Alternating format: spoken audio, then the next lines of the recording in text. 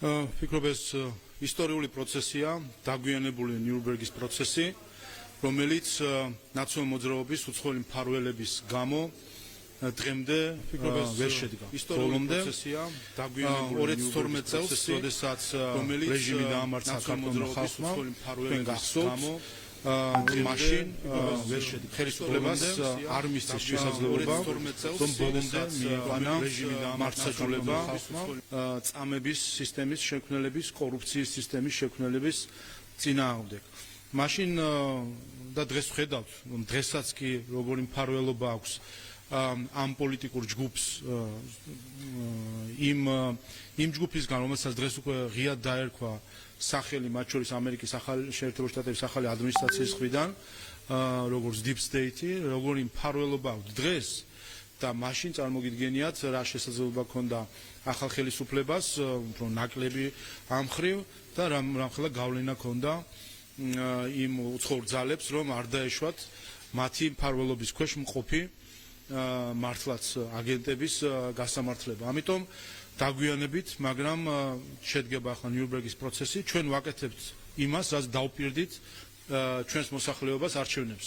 ყველა ჩვენი ნაბიჯი არის ჩვენი წინასაარჩევნო დაპირების ასრულება და მათ შორის ნაციონალ მოძრაობის გასამართლებაც იყო ჩვენი წინასაარჩევნო დაპირება და ამას საპარლამენტო საგამოძიებო კომისიის ფორმატში ვაკეთებთ. რაც შეეხება პირველ დღეს, უკვე პირველ დღესვე გაჟღერდა ზოგი საკითხი, რომელიც შეიძლება საზოგადოებას არც ჰქონდა აქამდე მოსმენილი, ზოგი საკითხი კი განაახლა ალბათ ყველამ საკუთარ მეხსიერებაში და კომისიაზე კიდევ ერთხელ დავინახეთ ჩვენ ერთი რამ, თუ რამდენად ერთის მხრივ ჩვენი მაშინდელი ხელისუფლება, როგორ დანაშაულებრივად იქცეოდა აგვისტოს ომის შემდეგ, რეალურად ჯერ საგამოძიებო კომისიამ უნდა ჩახედოს დეტალებში, მაგრამ ჩანს მინიმუმ ეს არის დანაშაულებრივი დაუდევრობა, როგორც ისინი ეპრობოდნენ მტკიცებულებებს და შესაძლოა ამის უკან იყოს კიდევაც განზრახვა, რომ მიეჩქმალათ ზოგიერთი დანაშაული და მეორეს მხრივ წარმოეჩინათ ისე, თითქოს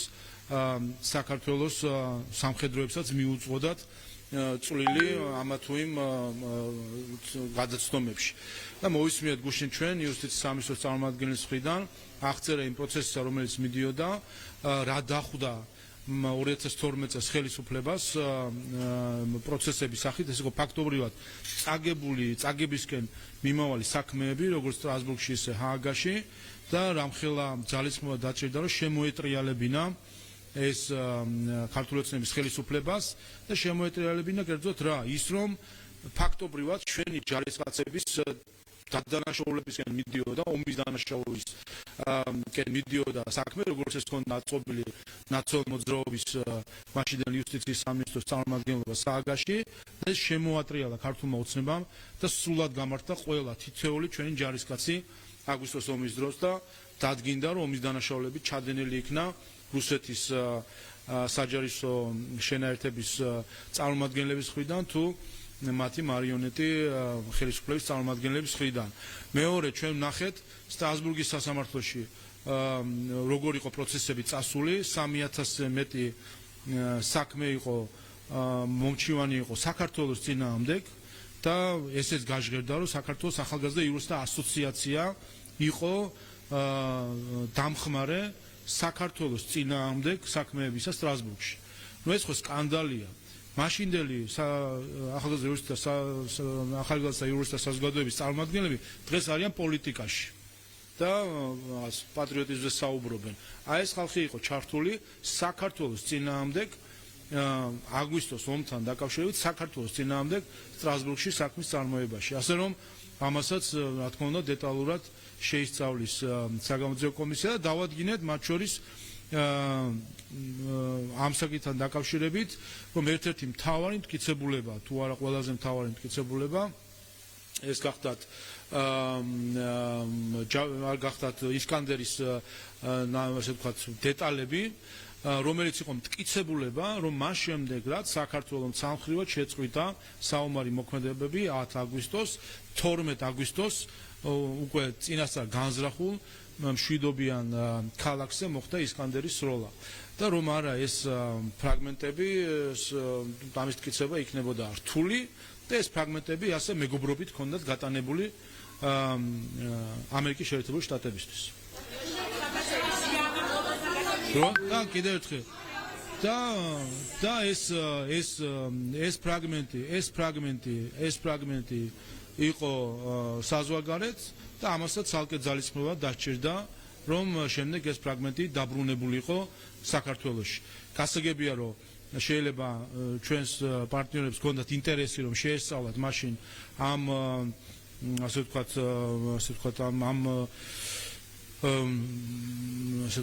რაც არის მოკლედ ისკანდერის დეტალები და ამ სამხედრო მნიშვნელობით შეიძლება საინტერესო იყო, მაგრამ ჩვენთვის ეს იყო მნიშვნელოვანი იმისთვის რომ დადგენილიყო რომ საქართველოს მშვიდობიანი მოსახლეობის წინააღმდეგ ომის დანაშაულები იყო ჩადენილი. ამიტომ გასაკვირია საერთოდ რომ აი ასე ყოველგვარი რაღაც მიღება ჩაბარების აქტების დოკუმენტაციების გარეშე ასე გაიტანეს საქართველოსთან ეს მნიშვნელოვანი მტკიცებულება და შემდეგ დაჭერდა დიდი ძალისხმევა მათ შორის ხელისუფლების მხრიდან რომ დაერწმუნებინათ ის ინსტიტუციები, ვისაც ეს მფლობელობაში ჰქონდა, რომ დაებრუნებინათ ისკანდერის ნაწილები საქართველოში. და ამან მოიტანა საბოლოო ჯამში გამარჯვება ყველა სასამართლოში. თორემ პირწმინდა წაგებული ჰქონდა ნაციონალურ მოძრაობას, ისეთ გზაზე იდგა ეს საქმეები და ეს იყო რა თქმა უნდა კიდე დამატებითი დანაშაული ქართული ხალხის წინააღმდეგ.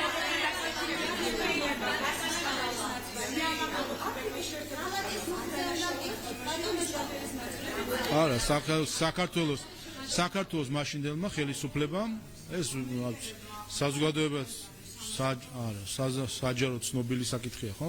საქართველოს ხელისუფლებამ გადასცა, ვინაიდან ინტერესი იყო, როგორც ჩანს, რომ შეესწავლათ დეტალები, გადასცა ეს პრობლემა ისევ ყველა უნდა იფიქროს საკუთარ ინტერესზე.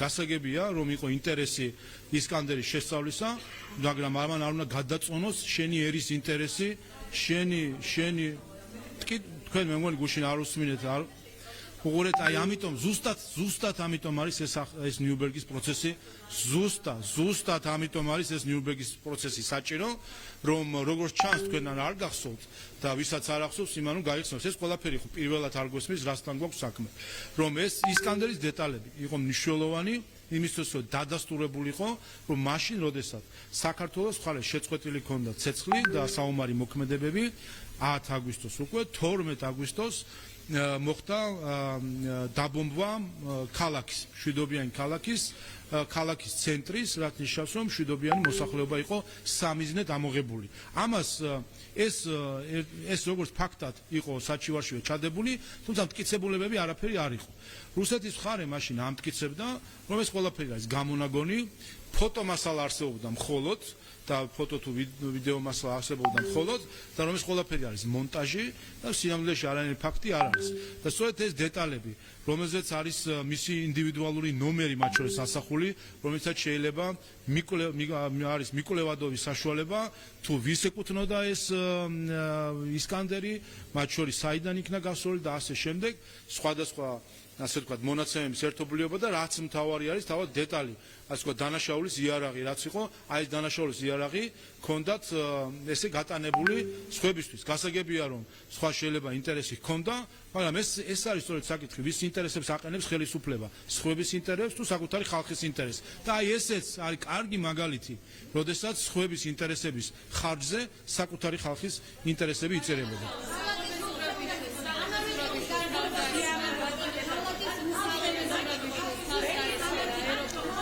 ოღონდ ყველგან აი ხე ამასობაში ერთ კითხვას უკვე უპასუხებ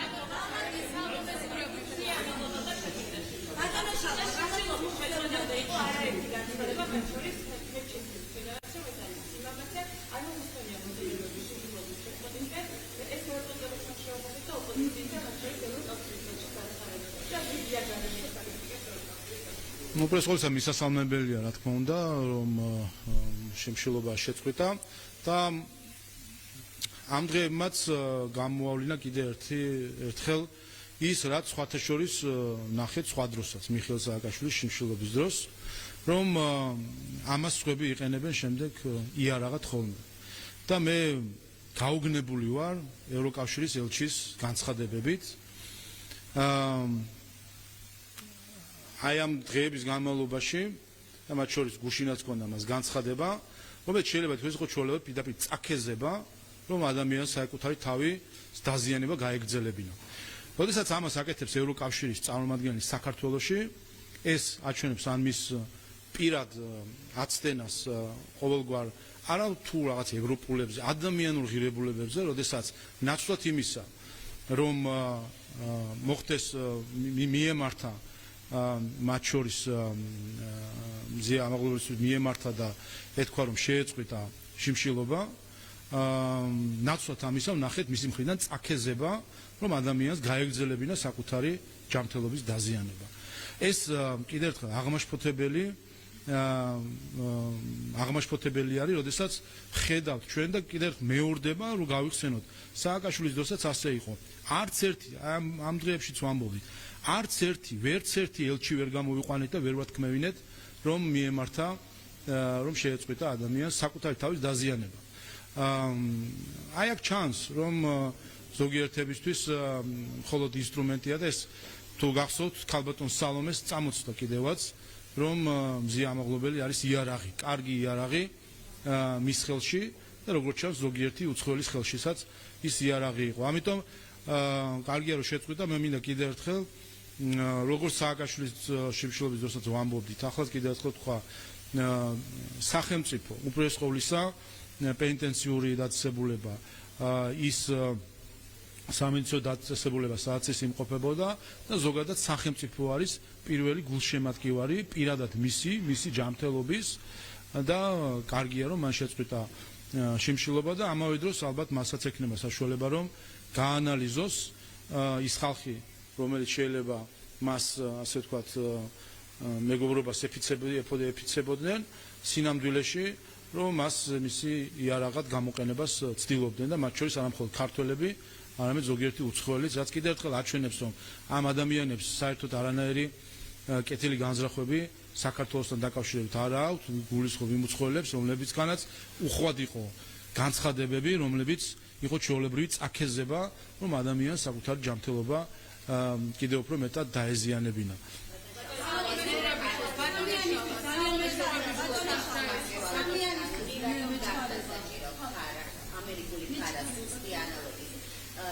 ინიციირება ამაზე შეაბაზებოდა და კიდევ თქვენი ოპონენტები პროცესում განხილვის კანონის დროს აპელირებდნენ სწორედ იმაზე, რომ ამერიკული ფარა არის უკეთესი და რომ არის მისი ანალოგი განხილვის კანონის. განხილვის ახლა ამ საკითხზე ლაპარაკებით ქუშინაში შეძლოს ისინი თავსარდენ. როგორც ვიჩვენეთ, რატომ და რატომ შეიძლება ქვეყანას ეს კანონი რომ ასრულოს ამ პარალელურად რომ უბრალოდ ხოლისა რაც შეეხება გამჭვირვალობის კანონს, აქ ხედავთ რომ დღემდე ხალხი რომელსაც შიგნით თუ გარეთ წაკითხულიც არ აქვს ეს კანონი, ცდილობენ რომ ან ესე ვთქვათ თარგმანში დააბრუნონ ხოლმე ქართველები ცდილობენ რომ დააბრუნონ უცხოელები, რა არის შინაარსი ამ კანონისა და პირიქით უცხოელები აქეთ მერე გვიმტკიცებენ საკითხებს, რაც არ წერია საერთოდ კანონში და ამიტომ ის რომ ჩვენ შევეცადეთ რომ საქართველოსთვის ყველაზე მორგებული და ასე ვთქვათ ვერსია, მათ შორის ბილი ვერსია ყოფილიყო, ხედავთ რომ მაინც ამას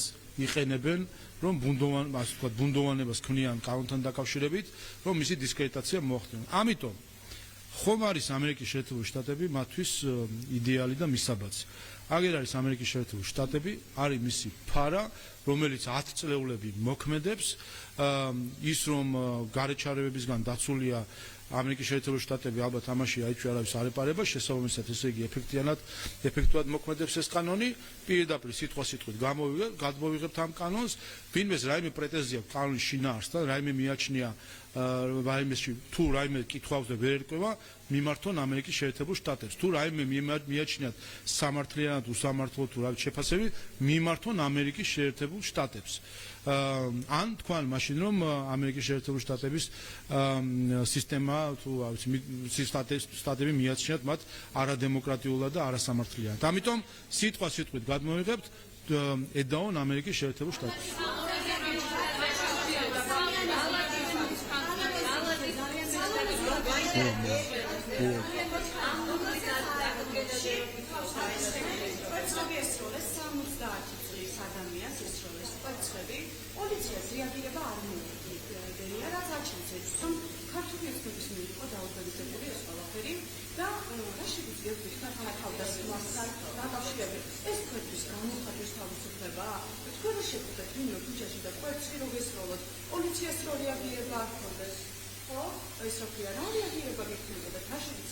რა თქმა უნდა, აბსოლუტურად მიუღებელი ფაქტია და მნიშვნელოვანი არის, რომ ასეთ ფაქტებზე ყველას ჰქონდეს შესაბამისი რეაგირება.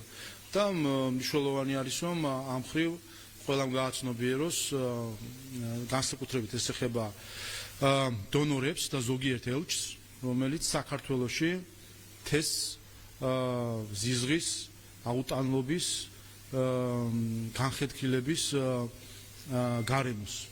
ამას აკეთებენ დაფინანსებით და ევროკავშირის ელჩი ვახსენე წეღან და ნაცვლად იმისა, რომ მორალი უკითხოს ქართულ ხალხს ევროკავშირის ელჩმა, ჩემი მოლოდინი იქნებოდა, რომ ის გაასაჯაროებს ევროკავშირის ყველა თითოეულ ცენტს დაფინანსებისა საქართველოში, განსაკუთრებით ეს ეხება ევროპის დემოკრატიის ფონდს, EED-ს, რომელიც ზუსტად რადიკალიზმში ფორმის ფული ზუსტად რადიკალიზმის გაღუებაში იხარჯება, რომლის ფული ფაქტობრივ ექსტრემისტული ჯგუფების დაფინანსებაში იხარჯება.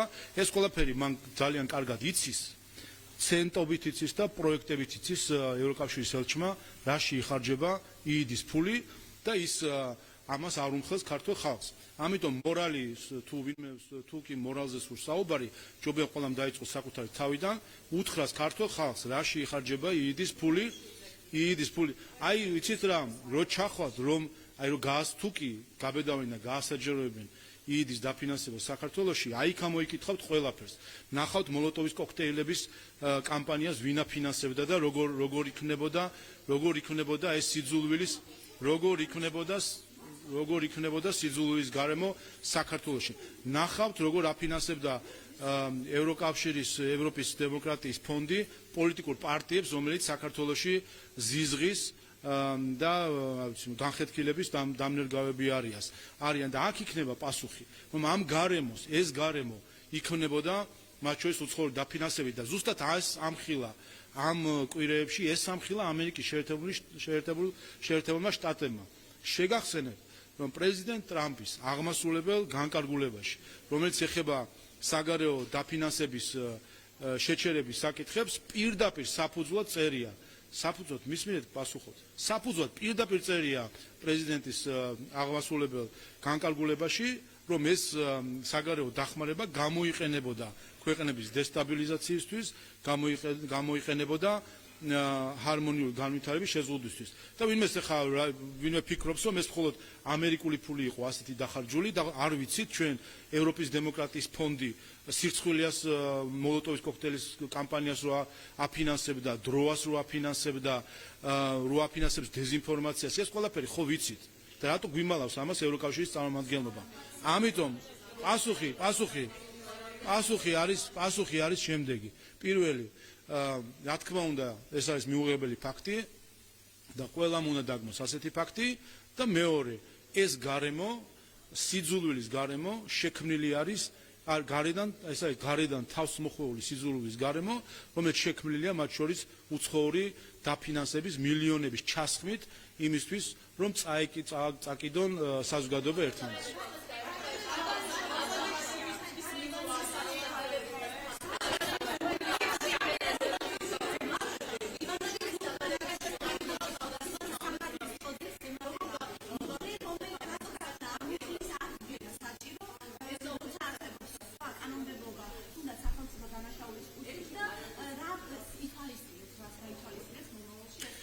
კი ბატონო, აი აქეთ დავასრულებ. თქვენ თუ გინდათ მიაგნოთ სად არის სიძულვილის გარემოს წყარო, ჩახედეთ ევროპის დემოკრატიის ფონდის დაფინანსებას, მიმართეთ ევროკავშირის ელჩს, რომ გაასაჯაროოს ეს დაფინანსებები, ჩახედეთ USAID-ის დაფინანსებებს, ჩახედეთ NED-ის დაფინანსებებს, ჩახედეთ სხვა აი ასეთი ცნობილი თუ უცნობი ფონდების დაფინანსებებს, რომელიც იხარჯება ზუსტად იმისთვის, რომ ეს სიძულვილის გარემო შეექმნათ. ზუსტად ეს არის, აქ არის წყარო და აქ არის სათავე საქართველოს საზოგადოებაში სიძულვილის გარემოს დათესვისა და ეს უნდა აღიაროს. ეს ამერიკის შეერთებული შტატების ახლადმორალ ადმინისტრაციამ ეს აღიარა და ხედავთ ჩვენ რომ ხილება მიდის ყოველ დღე რომ რაში იხარჯებოდა ეს ფული და მე მოუწოდე კიდევაც ცოტა ხნის წინ ევროპული სხვადასხვა ფონდებს, ევროკავშირის იქნება თუ წევრი ქვეყნების ფონდებს და არიან ჩუმად, ხმას არიღებენ, მაგრამ კიდევ ერთხელ ვერავინ ვერ დაემალება ამ პასუხისმგებლობას.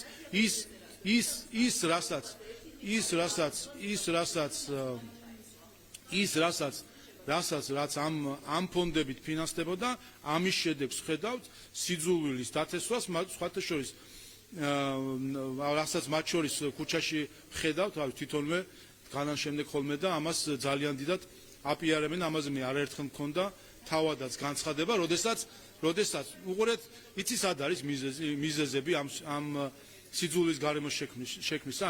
ევროკავშირის მიერ დაფინანსებული ჟურნალისტი, რომ დადებს საჯაროდ 84 ტყვიაო მოღალატე EPSO. და ამაზე რომ ევროკავშირის არ აქვს რეაგირება, აი აქ არის მიზეზი. ევროკავშირის მიერ დაფინანსებული ფექტ-ჩეკის თანამშრომელი რომ მიუვარდება პარლამენტის წევრს და მასზე ვერბალურად ძალადობს და ამაზე რეაგირება არ აქვს ევროკავშირის წევრს, აქ არის ამ სიძულვილის გარემოს საფუძველი. აი ესეთი ბევრი მაგალითი, რომელიც პირდაპირ იყო წაქეზება სიძულვილის გარემოს შექმნისა. რაც შეეხება ფაქტს, კიდევ ერთხელ გითხარით, რომ რა თქმა უნდა, ხა აქ რა გითხოთ.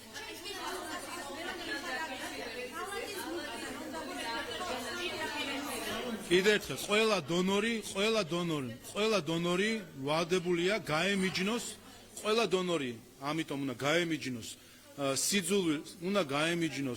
სიძულვილის კამპანიის მწარმოებელ ორგანიზაციებს. და ვხედავთ, რომ ეს ორგანიზაციები, ვინც სიძულვილის გარემოს ქმნიან, დაფინანსებული არიან სხვადასხვა უცხოური ფონდებიდან და მიუღებელია.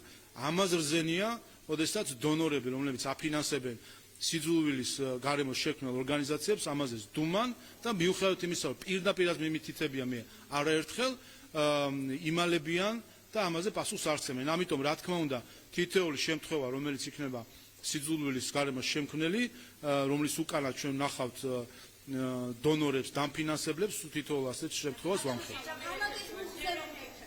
აბა, გამიმეორეთ.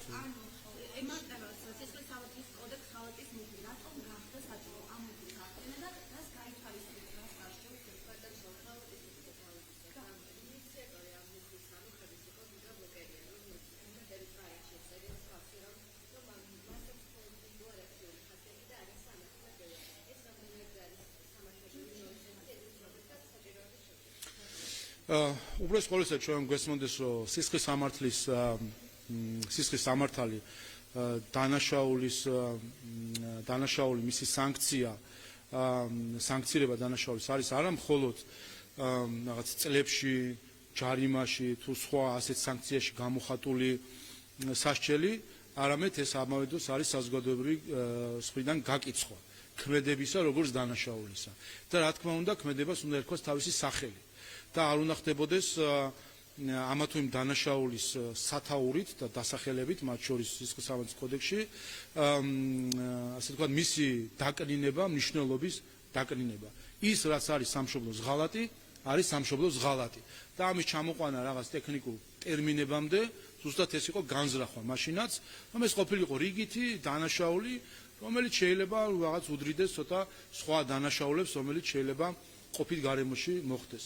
ეს არის ყველაზე მძიმე დანაშაულები, სახელმწიფოს წინააღმდეგ მიმართული დანაშაულები და სამშობლოს ღალატს უნდა ერქვას სამშობლოს ღალატი და არა რაღაც სხვა ესეთი ტექნიკური დასახელებები. ზუსტად ეს უნდათ მაშინ რომ გაექროთ, რომ მისი სიმძიმე დანაშაულისა, მნიშვნელობა და ასევე საზოგადოების მხრიდან ამ დანაშაულის გაკიცხვის ასე ვთქვათ, მნიშვნელობა, სიმძიმე თუ მასშტაბი შეემცირებინათ და გაეყვანათ რაღაც ტექნიკურ დანაშაულის დონემდე. სწორედ ამიტომ ყველაფერს უნდა დაერქვას თავის სახელი. ყველაფერს უნდა დაერქვას თავის სახელი, ის რაც არის სამშობლოს ღალატი, უნდა იყოს არა უბრალოდ ჩაშლილი სხვადასხვა დანაშაულის შემადგენლობაში, რომელშიც მე საზოგადოებას ჩაკარგავ, არამედ ადამიანმა საზოგადოებამ ის რაც ჩვენ სამშობლოს ინტერესების ღალატი არის, ამას უნდა დაერქვას პირდაპირ სამშობლოს ღალატის სახელი.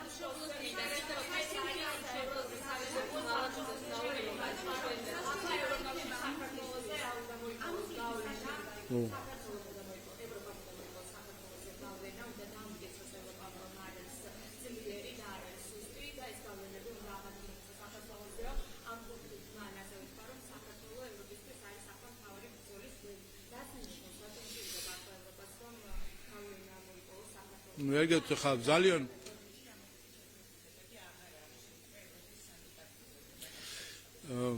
ძალიან ბევრი გზაბნეული ადამიანი არის შემოჩეული საქართველოს უცხოეთიდან და ასე თქვა თავის სერვისებს თავაზობს სხვადასხვა დამკვეთს. თქვენ მიზეზს ბრძანეთ ახლა თუ არ ვწდები? კი ბატონო, კი.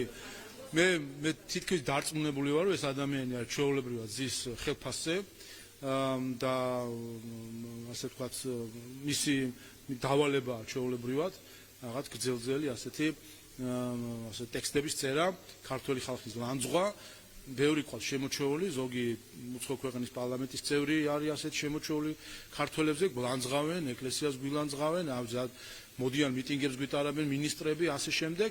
ეს ასეთი ქცევა რო ახასიათებს ზოგიერთ პოლიტიკურ ჯგუფს, იმიტომაც აღმოჩნდნენ ახლა ისეთ მდგომარეობაში, როგორიც აღმოჩნდნენ მიუნხენის უსაფრთხოების კონფერენციაზე, როდესაც ამერიკის შეერთებული შტატების წარმომადგენელმა მათ უთხრა, რომ სერიოზულ საქმეებს სერიოზული ხალხი უნდა წყვეტდეს და ის ვინც არის ასე ვთქვათ მხოლოდ რაღაც აგითხრა თავქარიანი ზოგიერთი ევროპელი პოლიტიკოსის გადასაწყვეტი სერიოზული საქმეები არ უნდა იყოს და ჩვენ ამას ძალიან მივესალმებით, რომ ესეც ცხადად გამოჩნდა მიუნხენის უსაფრთხოების კონფერენციაზე. ბევრი ასეთი თავქარიანი ევროპელი პოლიტიკოსი იყო შემოჩეული დღემდეა ზოგიერთი შემოჩეული საქართველოს, ესე იგი არ მოვლენა არ ხდება საქართველოში, რომ მათი ღრმა და არაკომპეტენტური აზრი მოგვახსენონ ხოლმე სხვადასხვა განცხადების სახით, დღე-გამოშვებით ხან რომელ ტელევიზიას ერთვებიან, ხან რომელს, არამკითხე მოამბებით ეჩრებიან ქართული საზოგადოების ცხოვრებაში, ჩვენ მათ არ ვაწუხებთ, მათ საზოგადოების ცხოვრებაში ჩვენ არ ვერევით. ეს არის სუვერენიტეტის პატივისცემა, ამიტომ ყველამ უნდა პატივისცეს ჩვენ სუვერენიტეტს. სხვათა შორის აი ამ დღეებში, როგორც იცით, აფხაზეთის ოკუპირებულ ტერიტორიაზე ეგრეთ წოდებული არჩევნები იმართებოდა. ნახეთ ჩვენ ბევრი განცხადება, სადაც სხვადასხვა ქვეყნის წარმომადგენლობა ჩვენი ქვეყნის ტერიტორიულ მთლიანობას და სუვერენიტეტს უწევდა მხარს და არ აღიარებს, რა თქმა უნდა, ამ არჩევნებისთვისაც მადლობელი ვარ, მაგრამ სხვა დროსაც მithავს და აქაც მინდა ყველა აი ამ უწყებას უცხოურს შევახსენო. იმ წინადადებას, რასაც წერენ, დაუფიქრდნენ რამდენად გულწრფელი არიან ამ წინადადებაში იმ სეგმენტში, რასაც ქვია სუვერენიტეტის პატივისცემა. იმიტომ რასაც ზოგიერთი ხელისუფლება უცხოური დღეს აკეთებს, ეს არის საქართველოს და ქართველი ხალხის სუვერენიტეტის უპატივცემულობა. პირდაპირ ხელების ფათური ჩვენს პოლიტიკაში, საზოგადოებრივ ცხოვრებაში, ხალხი რომელსაც მართლაც და არაფერი ხაჭაპურის იქით საქართველოს შესახებ არ იცის, ზოგი შორიდან ტექსტებით გველაპარაკება, ზოგი აქ ჩამოდის და მიტინგზე დგება და რატომღაც თავს უფლებას აძლევს, რომ ჩაერიოს უცხო ქვეყნის, უცხო საზოგადოების ცხოვრებაში. კიდევ ერთხელ ქართველი ხალხი არ ყადრულობს იმას, რომ ჩაერიოს ესტონელი ხალხის თუ ლიეტუველის თუ ჩეხი ხალხის შიდა საზოგადოებრივ საკითხებში თუ პოლიტიკაში. ამიტომ ნურც ამ ქვეყნების ხელისუფლების ზოგიერთი წარმომადგენელი ჩაერევა ჩვენ ცხოვრებაში. ეხლა რა ვიცი, დათათოშხიას ციტირებას ვერ მოვახდე, მაგრამ მაინც თუ აინტერესებთ, შეუძლიათ გადაიკითხონ.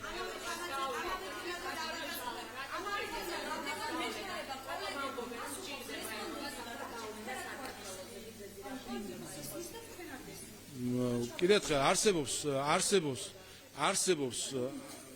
არსებობს პოლიტიკური ჯგუფები, არსებობს ქსელი პოლიტიკოსებისა, რომელსაც ვაკვირდებით ბოლოს 3 წელია რას ეკეთებდნენ, ხომ?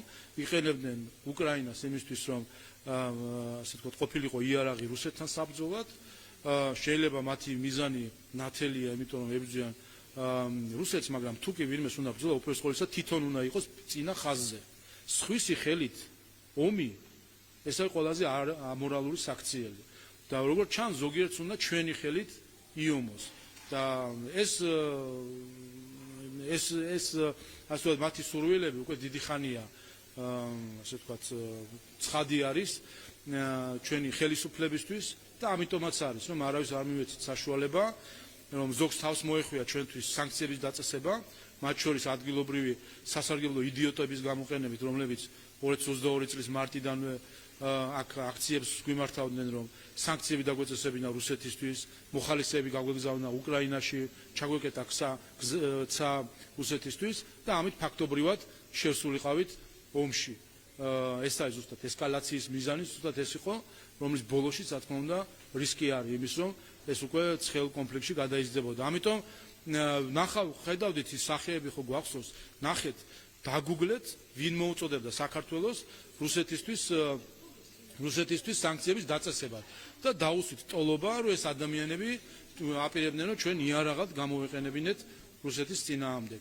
და სწორედ ამის წინააღმდეგ მისცა ხმა 26 ოქტომბერს ქართულმა ხალხმა. ყველა შეგახსენებთ, არჩევნები რასთან დაკავშირებით ჩატარდა, რა იყო არჩევნების დროს სხვადასხვა საკითხები. რეფერენდუმად რომ უნდა ექცია ოპოზიციას ეს არჩევნები და რომ მართლაც რეფერენდუმი შედგა, რა უთხრა ქართულმა ხალხმა ოპოზიციას, რომ მათი ყველაზე კარგ შემთხვევაში სასარგებლო იდიოტობა უცხო ზოგიერთი უცხოური ჯგუფებისთვის, რომელსაც მავნე მიზნები აქვს საქართველოსთან დაკავშირებით და რიგ შემთხვევაში პირდაპირ ღალატი და შეკვრა იმისთვის, რომ სხვების ინტერესები გაეტარებინათ, რომ ამას უთხრა ქართულმა ხალხმა უარი და ამას ვერ გაიტანს. ზუსტად ამის შესრულება ხდება დღეს არჩევნების შემდეგ.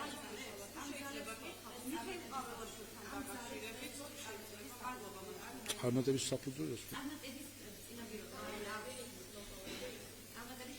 ქართულმა ხალხმა 26 ოქტომბერს ზუსტად ამ ძალებს უთხრა, რომ მათი ზრახვები საქართველოს ომში ჩათრევასთან დაკავშირებით არ შესრულდება და ამას ასრულებს საქართველოს ხელისუფლება და ამიტომ არის, რომ სურთ საქართველოს ხელისუფლებასთან ასე ვთქვათ, ზოგიერთი ცდილობს დესტაბილიზაციის შემოტანას ქვეყანაში, იმიტომ რომ ნახა ყველამ, ნახა იმ ჯგუფმა, რომელიც ჩვენ ქვეყნის იარაღად გამოყენებას აპირებდა, როგორც ზოგიერთი უკრაინას იყენებდა იარაღად, ნახეს ამ ჯგუფებმა, რომ ჩვენი ხელისუფლების და ხალხის მხარდაჭერის პირობაში და ჩვენი ხელისუფლების პირობებში ეს მიზნები მათ არ განუხორციელდებათ, ამიტომაც სურდათ ძალადობრივი დემოკრატიის გვერდის ავლით და სხვადასხვა მეთოდებით ცდილობენ იქნებ რაიმენაირად მოიყვანონ ისეთი პოლიტიკური ძალა ხელისუფლებაში, რომელიც პირდაპირ თავს დაუქნევს და ყველაფერს შეუსრულებს. სანქციებსაც დააწესებს თუ საჭიროა,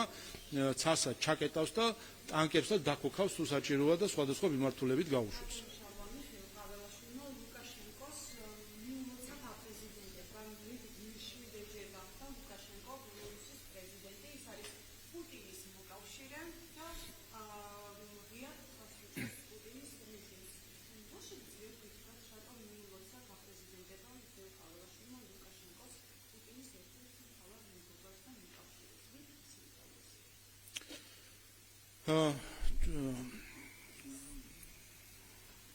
რთულია საერთო ჯამში ისეთ კითხვებს უპასუხო, რომელიც პირდაპირ ასე ვთქვათ ჩვენი ქვეყნის დამაზიანებლების ასე ვთქვათ ინტერესებიდან მომდინარეობს. და რა თქმა უნდა, ასეთ კითხვებს არ აქვს შინაარსი, ასეთ კითხვებს აქვს მხოლოდ ერთი მიზანი, რომ შემოიტანონ დაპირისპირება იმ რთულ გარემოში, რომელშიც საქართველოს უწევს ყოფნა. ჩვენ ბელორუსთან გვაქვს დიპლომატიური ურთიერთობები, ჩვენ ბელორუსთან გვაქვს დიპლომატიური ურთიერთობები, შესაბამისად არჩევნები იქნება თუ სხვა საკითხები, შესაბამისი პროტოკოლური საკითხები არის. თუმცა რაც შეეხება მოკავშირეობას, ხო უნდა საბოლოო ჯამში იმასაც შევხედოთ, რომ დღეს ხო აი ქართველი ზოგიერთი უცხოელმა კვლავ ხო დაიწყო ისევ ტრამპის პრორუსობაზე საუბარი და ხო გამოჩნდნენ ქართველი ტოპტვინები, რომლებიც ასევე აუბეს მხარი აი ამ ნარატივებს, ხა ვინ ვისი მოკავშირე და ვინ ვისი ინტერესებით მოქმედებს. ერთი რამე არის ჩვენთვის მთავარი არის არა ის ვინ ვისი ინტერესებით მოქმედებს, ჩვენთვის მთავარი არის რომ ჩვენ მოქმედებთ ქართველი ხალხის ინტერესებით.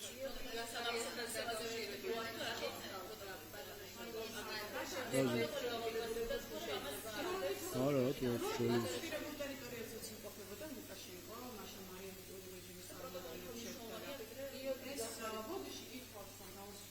ჩვენ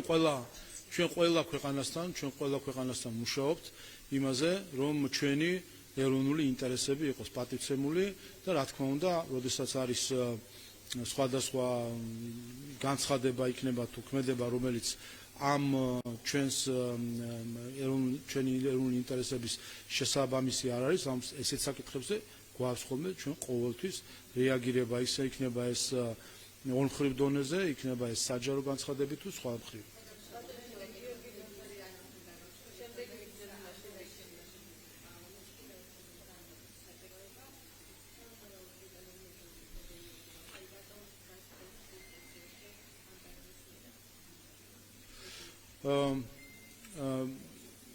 უბრალოდ ყოვლისა ამ კანონის ინიციირების დროსაც, უბრალოდ იდეის პრეზენტაციის დროსაც ითქვა, რომ ერთ-ერთი გამოწვევა, რომელიც ჩვენ საზოგადოებას აქვს, ზოგადად სოფლიოში არის, მაგრამ ჩვენ საზოგადოებაში განსაკუთრებით, ეს არის ის დეზინფორმაციის და fake news-ის ნიაღვარი, რომელიც მიზანი არის არა უბრალოდ ეს ვიღაცა საკუთარი სიამოვნებისთვის კი არ ავრცელებს fake news-ებს.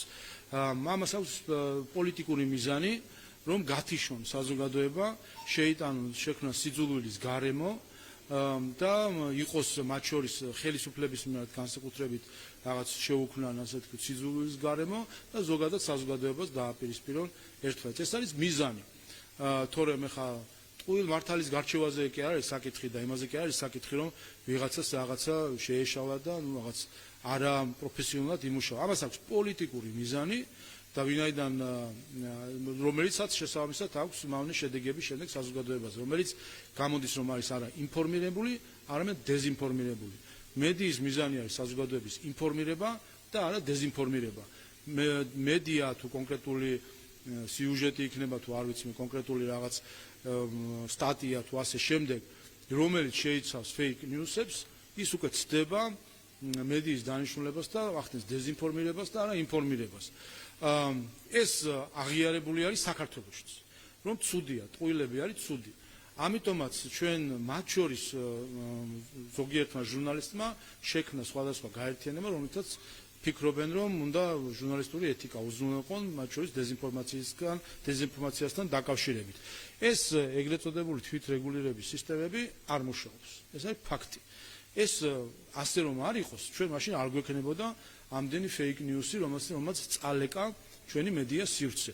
ამიტომ თუ კი თანხმდებით იმაზე, რომ fake news-ი არ არის მედიის საქმიანობა, ასე ვთქვათ, არის გამრუდება ჟურნალისტური საქმიანობის, თუ კი თანხმდებით იმას, რომ fake news-ი ზიანდება მომხმარებელი საზოგადოება, რომელიც დეზინფორმირებულია და შემდეგ უკვე ინფორმაციაზე ინფორმირებულ გადაწყვეტილებას ვერ იღებს, არამედ იღებს გადაწყვეტილებას, რომელიც დეზინფორმაციაზეა და ასე ვთქვათ დაფუძნებული და ხედავთ, რომ ის მექანიზმები, რომელიც არსებობს ამის აღსაკვეთად არ მუშაობს, კანონმდებელი ამიტომაც არსებობს, რომ ამისი ეფექტიანი მექანიზმები შექმნას. და არის მეორე საკითხი უცხოური დაფინანსებისა მედიაში, ჩვენ ნახეთ აღიარება ამერიკის შეერთებული შტატების პრეზიდენტის აღიარება. მან მისი პირადი აღიარება, რომ ამერიკის შეერთებული შტატების საგარეო დახმარება იხარჯებოდა საერთაშორისო მედია ქსელის შექმნაში, რომელსაც უნდა უზრუნველყო დამკვეთისთვის საჭირო ნარატივის გატარება სხვადასხვა ქვეყანაში.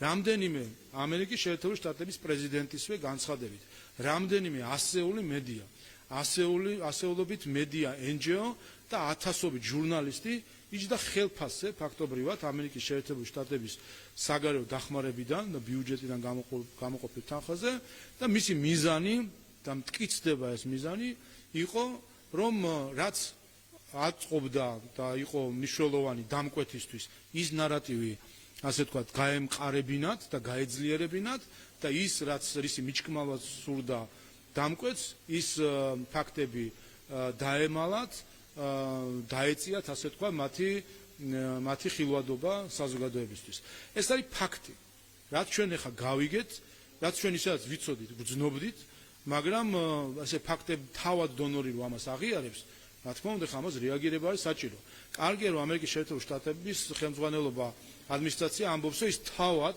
უზრუნველყოფს რომ ჩახსნას ეს დაფინანსებები და ხედავთ ჩვენ განცხადებებს რომ როგორ ხდება ამ დაფინანსებების შეწყვეტა და ნახეთ რომ სხვადასხვა მეთოდები იყო ზოგს აბონირებით ასე ვთქვათ ყავდათ მოთაფლული ზოგს პირდაპირ დაფინანსებით და ასე შემდეგ აი ამ მექანიზმებს აუქმებს მაგრამ ამერიკის შეერთებული შტატების მიღმა სხვა ქვეყნები არის და სხვა ფონდები რომელიც საქართველოში ამ ხრივ მუშაობენ და ხედავთ ჩვენ რომ არ ვიცი რომელი მედია არის მაინც და მაინც რომელზეც უცხოური დაფინანსებული რომელზეც ვიტყოდით რომ ის საუკეთესო ჟურნალისტური სტანდარტებით მოქმედებს და ასე ვთქვათ არ არის პარტიული პროპაგანდა ამიტომ ამასაც ხედავთ ჩვენ და რა თქმა უნდა როდესაც გვაქვს აღიარება დონორის მხრიდან რომ თანხები იხარჯებოდა პროპაგანდაში ჩვენ რა თქმა უნდა ეს პროპაგანდა უნდა ამ პროპაგანდის საწინააღმდეგო ზომები უნდა მივიღოთ ჩვენ თქვით რომ ეს ორთვიანი პროცესი არის ჩვენ უყურეთ რაც შეეხება უცხოურ დაფინანსებას ჩვენ ხო ხედავთ რომ პროექტები არ წარმოგვიდგენია ჯერ ამაზე მიდის მუშაობა როგორი უნდა იყოს ხო და როგორი ინსტრუმენტები უნდა იყოს ამასთან დაკავშირებით შეზღუდვა რას ეხებოდეს როგორ ეხებოდეს არის სხვადასხვა საკითხები არის სახელმწიფო დაფინანსებები არის კერძო ფონდები არის მედიის დაფინანსება არის ჟურნალისტის დაფინანსება ამიტომ ეს სისტემები ამ სისტემებს თავარი არის მიზანი არის ნათელი რომ უცხოეთიდან არ ფინანსდებოდეს პროპაგანდა და fake news ამაში რამე არ ვთანხმდებით რომ არ უნდა ფინანსდებოდეს fake news-ი უცხოეთიდან და პროპაგანდა ჩვენი შიდა პრობლემები გვეყოფა ეხლა უცხოეთიდან რომ გვიფინანსონ კიდე ანუ ჩვენი კეზერაშვილი და ჩვენი ხაზარაძე გვეყოფა როგორც პროპაგანდის და დეზინფორმაციის დამფინანსებელი რომ ეხლა კიდე უცხოეთიდან აფინანსონ პროპაგანდა და დეზინფორმაცია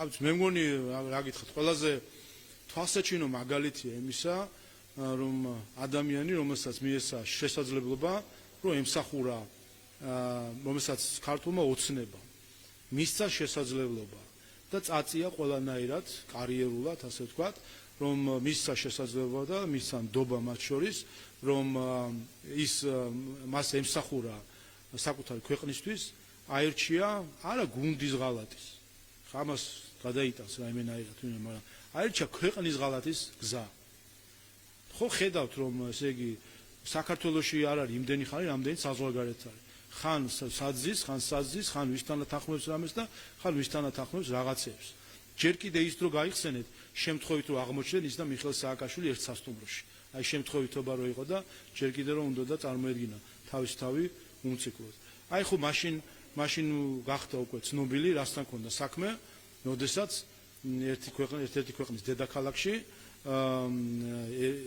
სააკაშვილს და გახარიას ერთ სასტუმროში ათავსებდნენ მათი გარე მფარველები. ამიტომ რა თქმა უნდა ქვეყნის ღალატის გზაზე როცა დადგება ადამიანი და განსაკუთრებით როდესაც ამხელა შესაძლებლობა და ნდობა მიეცა მას გუნდის პოლიტიკური გუნდის მხრიდან და მან ეს ნდობა გამოიყენა იმისთვის რომ ქვეყნისთვის ეღალატა და ჩვენი ერის ინტერესებისთვის ეღალატა ასეთ შევა საბოლოო ჯამში ასე ვთქვათ მისი ქმედებები ასეც დარჩება.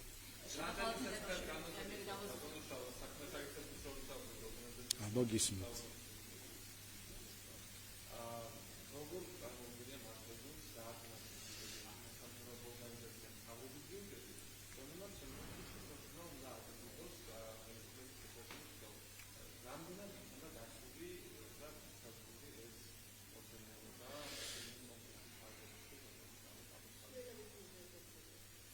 უპირველეს ყოვლისა, მე მგონი ამ პროცესების ნაწილი, მათ შორის იმ სკანდალების ნაწილი, იმ პროცესის ნაწილი, რომელიც ეხება USAID-ის, NED-ის ამერიკული დაფინანსების სკანდალებს, როცა აღმოჩნდა, რომ სინამდვილეში ჩვენ მქონია საქმე არა NGO-ებთან, არამედ გონგოებთან, უცხო ქვეყნის ხელისუფლებების ორგანიზაციებთან ქონდა საქმე და არანაირად, ასე ვთქვათ, სამოქალაქო საზოგადოების წარმომადგენლებთან ასე შემდეგ.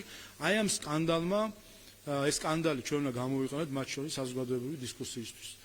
რომლის ერთ-ერთი მიმართულებაც უნდა იყოს, რომ ჩვენ უნდა ესე ვთქვათ, ეს ტერმინოლოგიურადაც უნდა დავფიქრდეთ. ეს გამყარებული ტერმინი არასამთავრობო ორგანიზაცია თავის თავში არის არასწორი.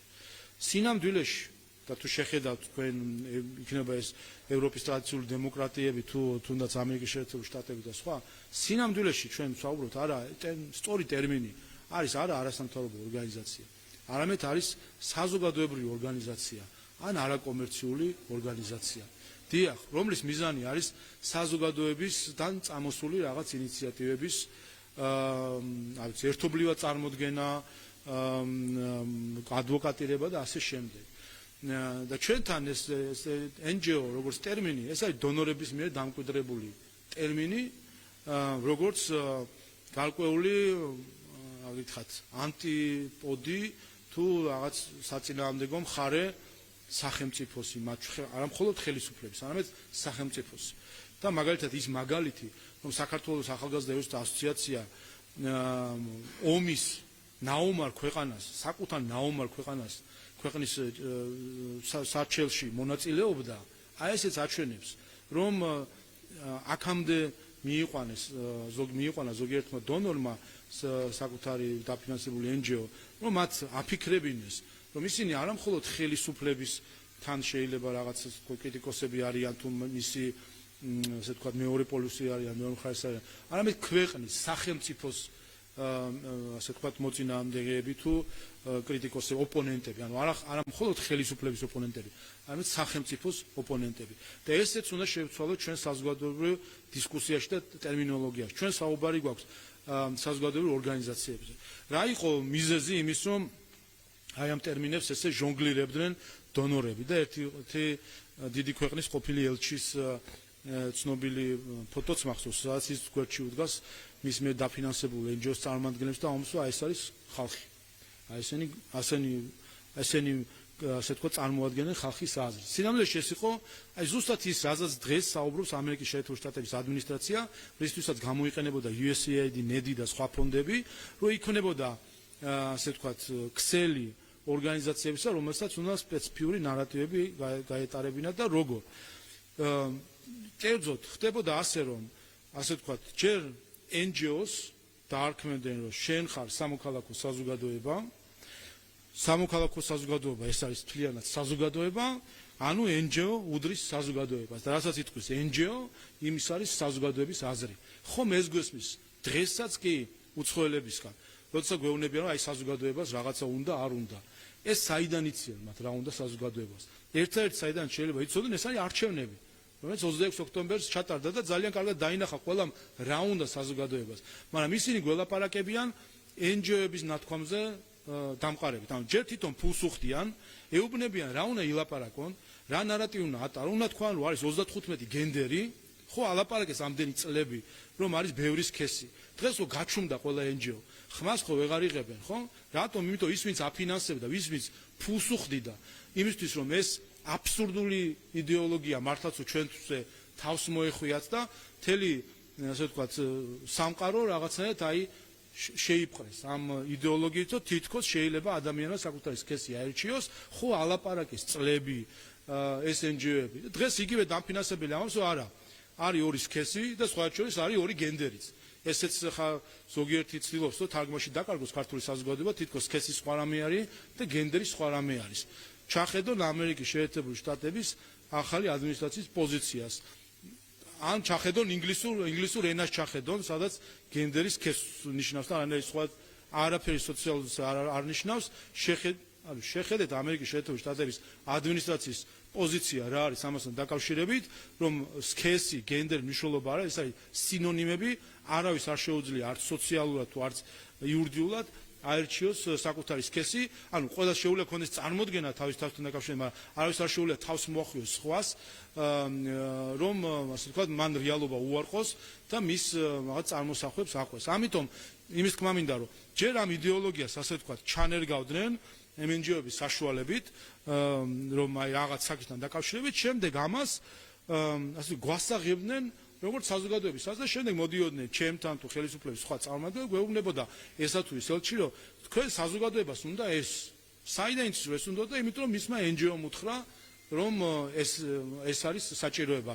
რატომ უთხრა მისმა NGO-მ? იმიტომ თავადვე დააფინანსა, რომ ესე თქვა მის NGO-ს. აი ესეთი მავნე შეკრული წრე შექმნეს აი ამ დაფინანსებებით, რითაც სამწუხაროდ ჭრილი მიაყენეს ყველა სხვა დანარჩენ კარგ საქმეს, რომელიც ასეთი საგარეო დახმარებით კეთდებოდა თუ კეთდება საქართველოში თუ სხვა ქვეყანაში და აი ამ ყველაფერ კარგს დამოდი ვაფრთხილებდი მე. საბოლოო ჯამში მიაყენეს ისეთი ზიანი, რომლის გამოსწორებაც იქნება შეუძლებელი. ხომ არა ავწვდით თქვენ კითხვას ამასობაში? ხო, რა შეეხება? შესაბამისად, ხო, აიყვეთ. კი, მაგრამ გეტყვით. შესაბამისად. ამიტომ უნდა ამოვიდეთ აი ამ კლიშეებიდან, რომ სამოქალაქო საზოგადოება ეს არის NGO, რომელიც რატომღაც უნდა ვიღაცას ებრძოდეს, ან ვიღაცის მათ შორის სახელმწიფოს ოპონენტი იყოს, საზოგადოებრივი ორგანიზაციები არის სხვადასხვა სახის მათ შორის. არის ეგრეთ წოდებული think tank-ები, რომელიც მნიშვნელოვანია იმისთვის, რომ სხვადასხვა მიმართულებებზე იმუშაონ კვლევები და ასე აწარმოონ. არის კვლევითი დაწესებულებები, არის სახელოვნებო გაერთიანებები, არის სხვადასხვა არის watchdog-ები, ასე ვთქვათ, ყველას აქვს თავის დანიშნულება, თავის მიმართულება.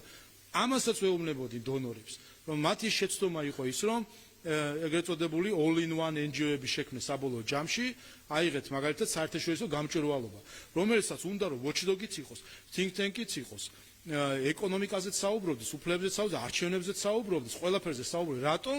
იმიტომ სადაც ფული იშოვებოდა, იმ სეგმენტებს ალაგებდნენ, ჩვეულებრივად ბიზნეს სქემა არის, რომ ყველა გრანტს მოემსახურონ. ეკონომიკის პოლიტიკის შესწავლაზეა გრანტი შემიძლია, ითხოვდნენ რომ ის გრანტი წაეღოთ. არჩევნების დაკვირვება ესეც შემიძლია, პარლამენტის კონსულტაცია კი შემიძლია და შემდეგ აი ესეთი ასე ვთქვათ ერთი სეტი თუ როგორ ქვია ამას რომ ერთ ჭერქვეშ მოქცეული ყველა ფუნქციის შემსრულებელი NGO-ები შექმნენ, რომელიც საბოლოო ჯამში აღმოჩნდა რომ არიან პარტიები. იმიტომ პარტია ზუსტად ეს ნამდვილი დასახელება ორგანიზაციის, რომელიც ფიქრობს, რომ მან იდეებიც უნდა შექმნას და განავითაროს, კონტროლი უნდა აწარმოოს ხელისუფლებაზე თუ ასე შემდეგ და აი ეს ყველა ფუნქციები სიამოვნებაში აქვს პარტიას. და რეალურად შეგვიქმნეს პარტიები, NGO-ების სახით, ამას გამოჩნდა კიდევაც ბოლო არჩევნებზე, საერთაშორისო გამჭვირვალობა და სხვა NGO-ები პირდაპირ ჩართული იყვნენ საარჩევნო კამპანიაში.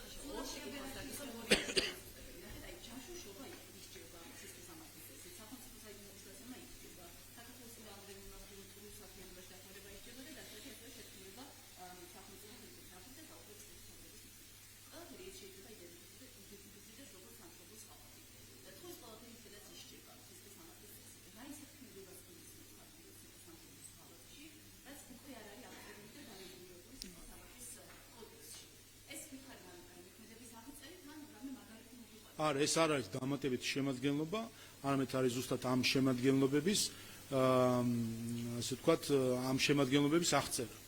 ზუსტად ამაზე ვსაუბრობდი მე, რომ ის რაც არის სამშობლოს ღალატი, აი ამის ესე დაშლით რაღაც ტექნიკურად დალაგებით, ამის დაკნინება, ამ დანაშაულის მნიშვნელობის დაკნინება, დიახ, უყურეთ კიდევ ერთხელ, დიახ, მათ შორის. უყურეთ დიახ, ზუსტად ამას აქვს მნიშვნელობა, იმიტომ რომ რაიმე ქმედების დანაშაულად შერაცხვა, რაღაცა რომ დანაშაულია. ამას აქვს არამხოლოდ ტექნიკური რაღაცა მიზანი, რომ თუ კი ვინმე ამას ჩაიდენს, მასზე რაღაც სანქცია იყოს, ციხეში ჩავსვათ, დავაჯარიმოთ რაღაცა გავაკეთეთ, ხომ? ან პრევენცია ხო? მარტო ეს კი არა. ეს არის საზოგადოებრივი გაკიცხვის მიზანიც აქვს. როდესაც რაიმე ქმედებას არ ქმნებ დანაშაულს, ეს ნიშნავს, რომ საზოგადოება ამ ქმედებას საზოგადოებას სურს ამ ქმედების გაკიცხვა. ამ გაკიცხვის სიმძიმე ამ დანაშაულის დასახელებაშია მათ შორის. და მკვლელობას, ამიტომ ქვია მკვლელობა და არა რაიმე სხვა აღწერილობითი დასახელება. არა, კიდევ ერთხელ ეს წარმოადგენს ზუსტად როგორც იყო. ადრე ზუსტად ასე იყო, რომ დანაშაულს უნდა ერქვას თავისი სახელი. სამშობლოს ღალატს უნდა ერქვას სამშობლოს ღალატი და არ უნდა მიხდეს მისი გაზავება სხვადასხვა შემადგენლობებით.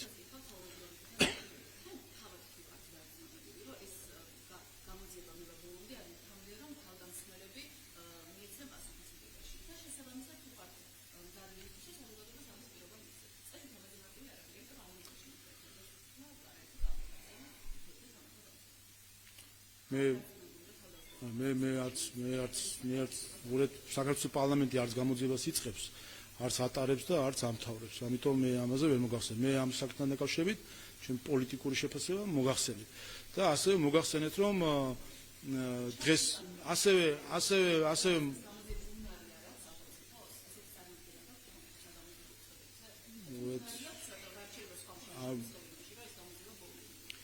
უგეთ ეს არ არის პარლამენტის კომპეტენცია, მე პარლამენტის მხრიდან შესაძლებელი იყო შევაფასე. დღეს მოისმენთ ბევრ შეფასებას ამასთან დაკავშირებით, ბევრი უცხოელი სიტყვის, მე ველი ერთი რამდენი ელჩი იტყვის ამასთან დაკავშირებით რამეს და მე რა თქმა უნდა გამახსენდება რამდენი სხვა დროს ქონდა თუ არა იგივე რეაქცია,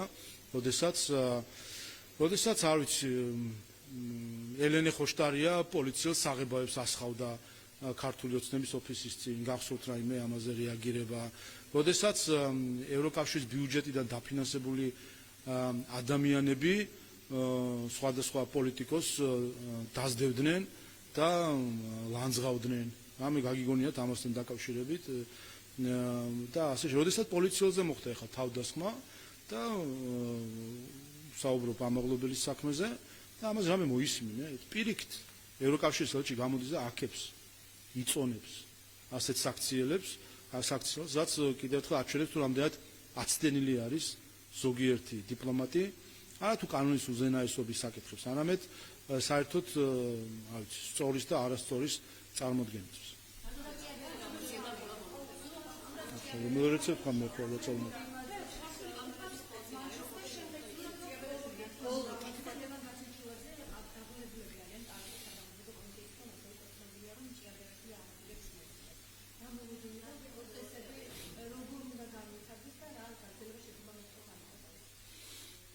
მე ზოგადად ყველას ურჩევ, სისხლის სამართალზე საუბრობდი და კანონებზე, ყველას ურჩევ რომ დაემორჩილონ კანონებს. ამ კანონზეც ხო არ იტყვიან, რომ ქართული ოცნების მიღებული კანონი არის, რომ საგამოძიო კომისია როცა დაგიბარებს, უნდა მიხვიდეთ თუ არა და ამას მოყვება სისხლის სამართლების პასუხისგებლობა. ნაუჩი ხთა ყველა პრობლემა იმაში კი არ არის, რომ ვიღაცა, უყურეთ, პრობლემა რაშია, ცით ის კი არა, რომ ვიღაცა არღვევს კანონს. ხომ ადამიანი თავისუფალია, მათ შორის იმ მხრივ, რომ ადამიანმა შეიძლება დანაშაულით ჩაიდინოს ან კანონი დაარღვევს. პრობლემა იმაშია, რომ ზოგიერთს ასე წარმოდგენა აქვს, რომ ანუ ასე ვთქვათ, დანაშაული უნდა ჩაიდინოს ან კანონი უნდა დაარღვიოს, და ამაზე პასუხისგებლობა არ უნდა დადგეს. და თუ კი იმის სითამამე ყოფნით და იმისი ასე ვთქვათ, როგორ ვთქვა ხა, კრიმინალური ვაჟკაცობა ამ ხრივ თუ რა დავარქვა ამას, სითამამე ყოფნით რომ დაარღვიონ კანონი, მაშინ ამაზე პასუხისგებასაც შეხვდნენ შესაბამისი სითამამით. და არა ისე რომ შემდეგ იწყებენ წუწუნს, რატომ დაიწყო სისხლის სამართლებრივი რაც წარმოება, რატო ხდება გამოძიება და ასე შემდეგ. არ ღვევ კანონს, ანუ თუ კი მზად ხარ და არ ღვევ კანონი, მაშინ იყავი მზად, რომ ამის გამო დაგიკისრება პასუხისგებლობა. ეს არის და ეს. დაარღვიონ კანონი, მაგრამ ასევე პასუხისგებლობაც მიიღონ სათანადოდ და შემდეგ არ დაიწყონ წუწუნი, რომ არის პოლიტიკური დევნა, წერილების წერა შემდეგ თავის უცხოელ მფარველებთან და სხვადასხვა ასეთი ქმედებები.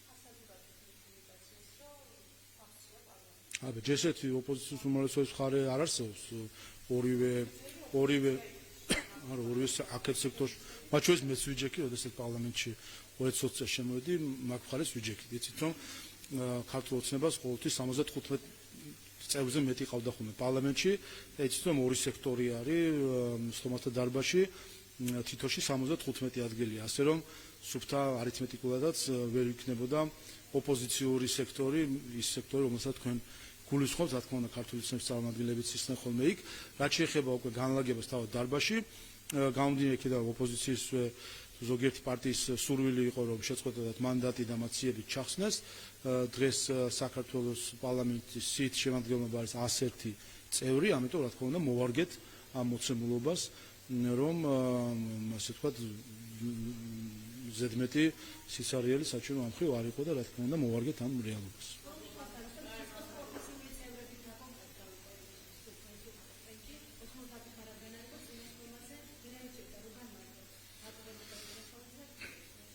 დიახ, როდესაც კოალიციური უმრავლესობა არის საჭირო ცესკოს წევრების ასარჩევად, ჩვენ პირველი ტური გვქონდა წინა სასაცილო კვირაში, 4 პროფესიული წევრი, რომელსაც ცლებია გამოცდილება აქვთ ცესკოში მუშაობის და აქამდეც იკავებდნენ ამ ადგილებს, მათ ჰქონდათ შემოტანილი განცხადებები, იცით რომ კომისია იყო შექმნილი, სხვა შორის კონკურენტები არც ყოფილან არ შემოუტანიათ განაცხადები. წინა სასაცილო კვირაში კოალიციური უმრავლესობა გამომდინარე იქიდან რომ პარლამენტში ფიზიკურად ახლა 99 დეპუტატი მუშაობს, ამიტომ ვერ მოგროვდებოდა კოალიციური უმრავლესობა. უკვე მეორე ტური შედგა დღეს, 4 პროფესიული წევრი ავირჩიეთ, ამით პროფესიული წევრების ნაწილი სრულად არის დაკომპლექტებული ცესკოსი. მნიშვნელოვანია ეს, ვინაიდან ჩვენ წინ გვაქვს ადგილობრივი თვითმმართველობის არჩევნები და სრულად დაკომპლექტებული ცესკოთი ამ არჩევნების ჩატარება, რა თქმა უნდა, მნიშვნელოვანია. მადლობა. პირდაპირ ეთერში უსმენთ ჩალვა პაპუაშვილის კომენტარს, ვაგრძელებთ 3 საათიან გამოშვებას. სისხლის სამართლის კოდექსში სამშობლოს ღალატის